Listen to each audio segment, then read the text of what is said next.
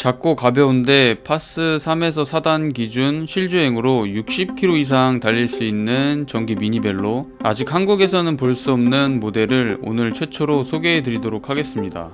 대부분 전기 자전거의 주행 거리를 파스 1단 기준으로 100km 이상 간다고 광고하는 경우가 많지만 실제로 그렇게 타는 사람은 거의 없습니다. 전기 자전거라고 하면 가장 먼저 떠올리는 이미지는 무겁고 페달링만으로는 타기 힘든 자전거일 겁니다. 하지만 오늘 소개할 모델은 이런 고정관념을 완전히 깨버립니다. 작고 가벼운데도 전기 티가 전혀 나지 않고 페달링만으로도 충분히 즐길 수 있으며 전기 구동 시에는 60km 이상 달릴 수 있는 놀라운 성능을 보여줍니다. 최대 주행거리 테스트 라이딩 영상을 시작으로 이 클래식캣 전기 트라이폴드가 단순히 전기 부품만 달린 게 아니라 자전거 본연의 퀄리티에도 얼마나 신경을 썼는지 직접 보여드리도록 하겠습니다. 오늘 클래식캣 전기자전거 주행거리 테스트하러 이제 출발을 합니다. 지금 비가 조금씩 내리고 있는데 방법이 없습니다. 요즘 계속 비가 내려서 비 맞을 각오하고 라이딩을 하도록 하겠습니다. 일단 제가 60km 코스로 GPX 파일을 속도계에 넣었습니다. 이렇게 내비를 켜고 3단으로 설정을 한 뒤 출발을 하겠습니다. 렛츠고. 많이 내릴 것 같은데? 괜찮겠지? 전기자전거는 비 맞아도 되는 건가? 오늘 한번 테스트 해보는 거지 뭐. 가보자. 자전거 도로에 진입을 했습니다. 오늘 비록 비는 내리지만 그래도 기분은 좋습니다. 일단 제가 3단으로 지금 계속 주행을 하고 있는데요. 이게 근데 정확하게 아셔야 될 부분이 개개인마다 라이딩하는 습관에 따라서 아마 배터리 효율이 천차만별일 텐데, 일단 저 같은 경우에는 보통 평속 20 초반대로 라이딩을 합니다. 근데 지금 3단 기준으로 라이딩을 했을 때는 18km가 넘어가면 전기의 힘이 거의 안 느껴지기 때문에 얼마나 전기를 많이 쓰느냐에 따라서 배터리 효율이 달라질 것 같습니다. 지금 최대한 천천히 페달링을 해서 한 20km, 19km 사이 왔다 갔다 하면서 라이딩을 하고 있고요. 그리고 약간의 어필이 나오게 되면 거의 전기의 힘으로 라이딩을 하게 되겠죠. 그렇게 했을 때의 최대 주행거리 테스트라는 점은 참고를 하셨으면 좋겠습니다. 그리고 3단으로 계속 주행을 하다 보면 중간중간에 조금 답답한 느낌이 있어서 가끔씩 4단으로 번갈아 가면서 라이딩을 할 생각입니다.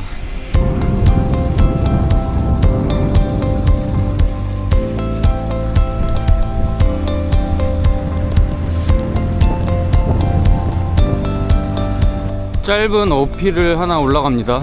8% 정도 되는 약한 어필인데 충분히 잘 올라가집니다. 지금 10km 정도 라이딩을 했습니다.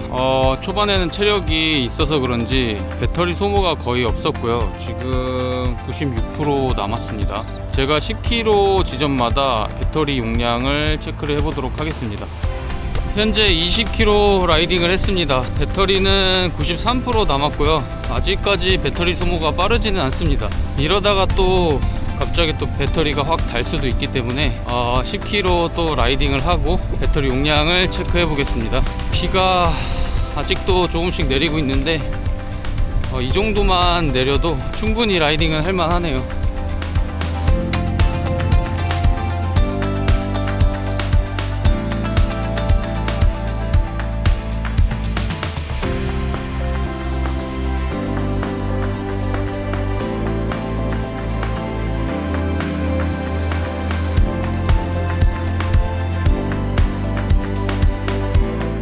짧은 어필을 하나 올라가고 있습니다.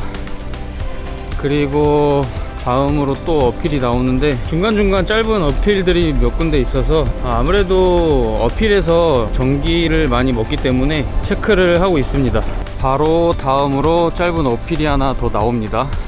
확실히 어필에서만큼은 정말 편합니다. 천천히 페달링을 해도 쭉쭉 잘 치고 올라갑니다. 바로 다운힐을 지나서 또 짧은 어필이 시작됩니다. 여기는 경사도가 한 12% 정도 될 것 같네요. 지금 이쪽 구간은 광활한 평지 구간이라서 도로도 좋고 한번 4에서 5단으로 변경을 해서 쭉쭉 달려보겠습니다. 아직까지는 배터리 용량이 많이 남아서 조금 더 빠르게 달려도 괜찮을 것 같습니다. 5단 5단으로 변경을 한 뒤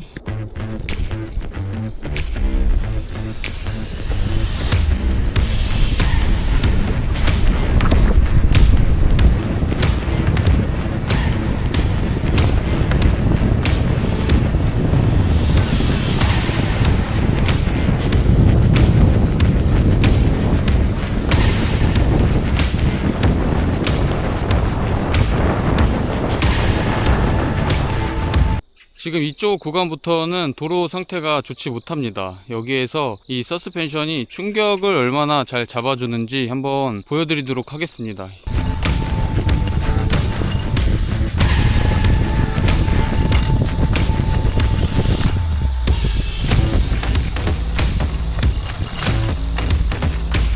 현재 거리 30km 라이딩을 했습니다. 지금 배터리는 88% 남았고요. 아까 배터리가 조금 많이 남아서 평지 구간에서 4에서 5단으로 30km 이상 속력을 냈었고요. 그래서 그런지 배터리는 확실히 조금 줄어들었습니다. 청주에서 출발해서 현재 합강공원 인증센터를 지나고 있습니다. 오늘은 비가 내려서 그런지 자전거 타시는 분들을 거의 못 봤네요.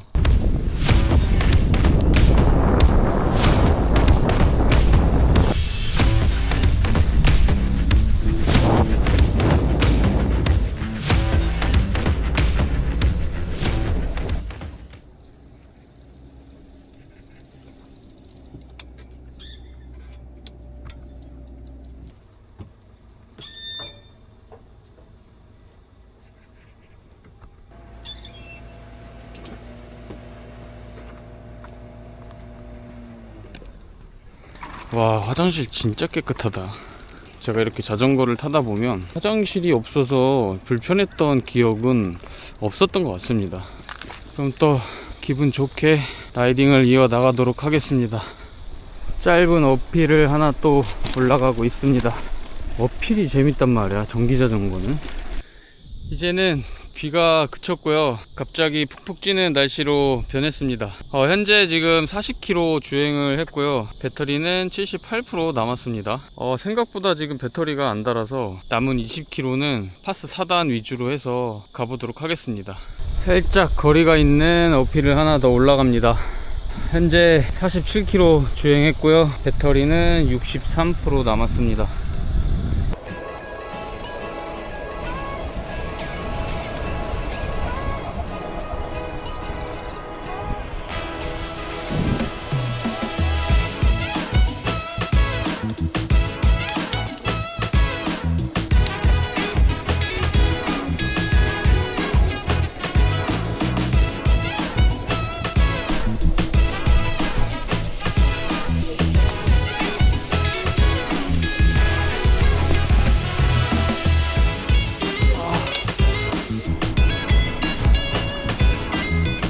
도착을 했는데 60km가 안 돼서 계속 왔다 갔다 했어요.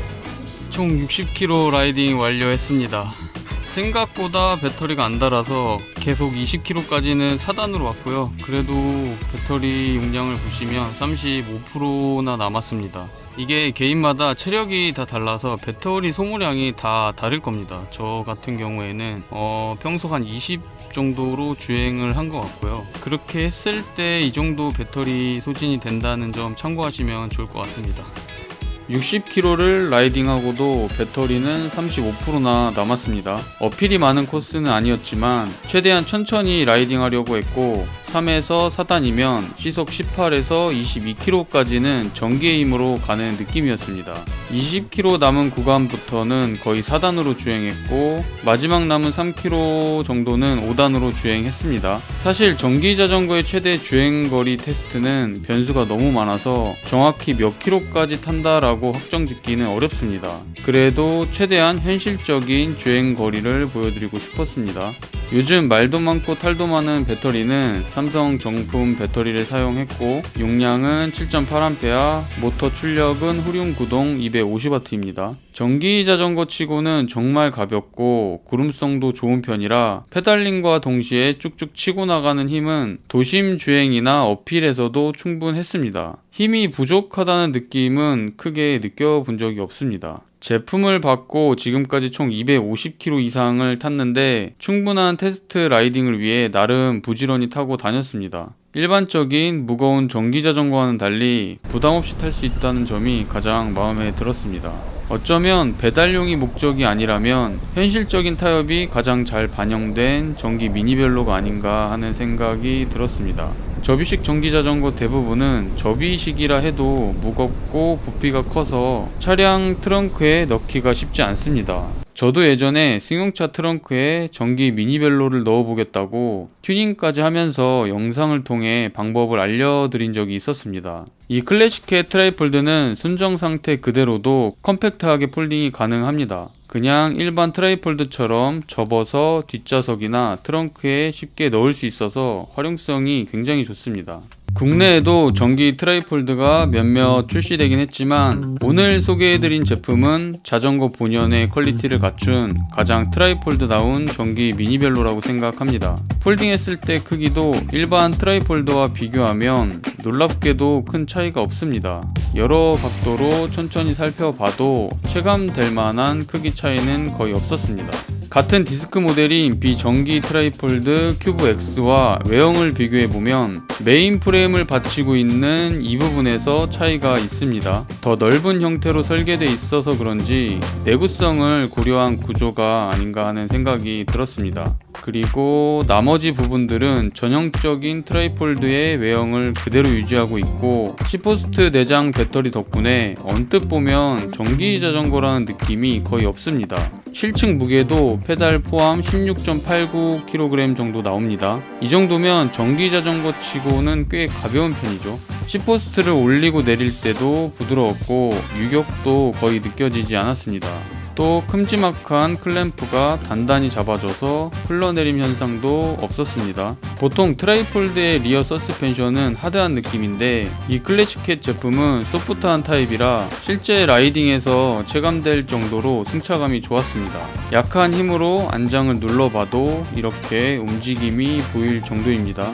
리어렉과 휠셋, 크랭크, 핸들바까지 유광 마감이 들어가 전체적으로 고급스러운 느낌을 줍니다.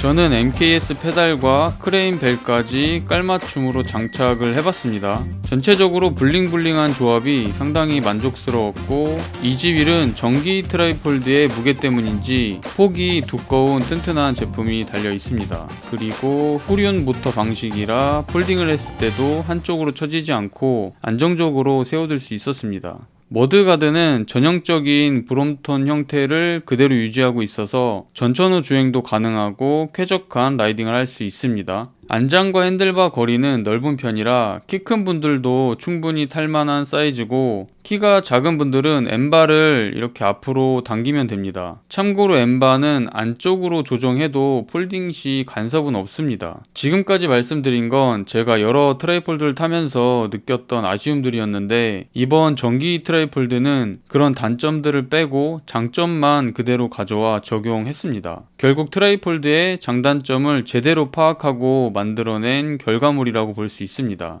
자전거 본연의 기능을 이렇게까지 디테일하게 살린 전기 자전거는 정말 보기 드뭅니다. 비싸고 좋은 자전거를 만드는 건 쉽지만 저렴하면서도 쓸만한 자전거를 만드는 건 정말 어려운 일이라고 생각합니다. 아직 국내 미출시 제품이라 정확한 가격은 책정되지 않았지만 일반형은 100만원 후반대, 고급형은 200만원 초반대가 되지 않을까 예상합니다. 참고로 제가 타고 있는 모델은 삼성 배터리가 들어간 일반형입니다. 현재 해외에서 판매되고 있는 제품은 일반형, 고급형, 그리고 스포츠 모델이 있습니다. 간단히 재원을 비교해보면 일반형과 고급형은 여러 부품에서 차이가 있는데 고급형의 LG 배터리는 현재 삼성 배터리로 판매되는 것 같습니다. 그리고 스포츠 모델은 차이가 꽤 큽니다. 20인치 전기 트라이폴드라고 보시면 되고 앞뒤로 가방을 장착할 수 있고 여행용으로 사용하시면 좋을 것 같습니다. 가방을 총 5개까지 장착할 수 있을 것 같은데 거의 자캠용 트라이폴드라고 봐도 무방합니다. 10V 내장 배터리 용량이 아쉽게 느껴진다면 물통 배터리를 추가 장착할 수도 있습니다. 기존 연결 부위를 분리한 뒤 물통 배터리와 10V 배터리를 함께 연결하고 모터와 이어주기만 하면 됩니다. 이렇게 하면 대용량 배터리로 사용할 수 있고 무게는 약 2에서 3kg 정도 증가할 것으로 보입니다. 제가 여러 전기 자전거를 타면서 느낀 부분은 무겁고 페달링이 힘든 전기 자전거일수록 배터리 의존도가 높아져서 대용량 배터리를 달고 있어도 효율이 그리 좋지 않았습니다. 하지만 이번에 테스트해본 클래식캣 트라이폴드는 평지 구간에서는 전기의 도움 없이도 평속 유지가 잘 됐던 덕분에 배터리 효율이 꽤 좋았다고 보시면 될 것 같습니다. 국내에 정식 출시가 된다면 기대할 만한 전기 트라이폴드라고 생각되고요. 물론 아쉬운 부분도 있었습니다. 처음 제품을 받고 첫 라이딩을 했을 때는 서스펜션 체결 불량으로 소음이 있었는데 다행히 다시 재조립을 하고 없어졌습니다. 또 주행 중 리어 휠에서 딱딱거리는 소음이 있었는데 이 부분도 약간 느슨했던 스포크를 조여주고 연결부에 양털류를 뿌려주니 소음은 잡혔습니다. 저는 워낙 소음에 민감하다 보니 제품 결함이 아니라면 거의 다 해결을 할 수 있었던 것 같습니다. 물론 제품 결함이 있다면 당연히 교환을 받으시거나 환불을 받으셔야 되겠죠. 개인적으로도 상당히 만족스러운 제품이라 국내 유저분들도 한 번쯤 경험해 보셨으면 하는 바람이 있습니다. 혹시 이 영상이 올라간 뒤 반응이 좋다면 국내 정식 출시 과정에서 제가 도움을 드릴 수 있는 부분이 있는지도 함께 고민을 해보겠습니다. 그럼 오늘 영상은 여기서 마무리하겠습니다. 궁금한 점이 있으시면 댓글로 남겨주시면 최대한 답변 드리겠습니다. 오늘도 끝까지 시청해주셔서 감사합니다.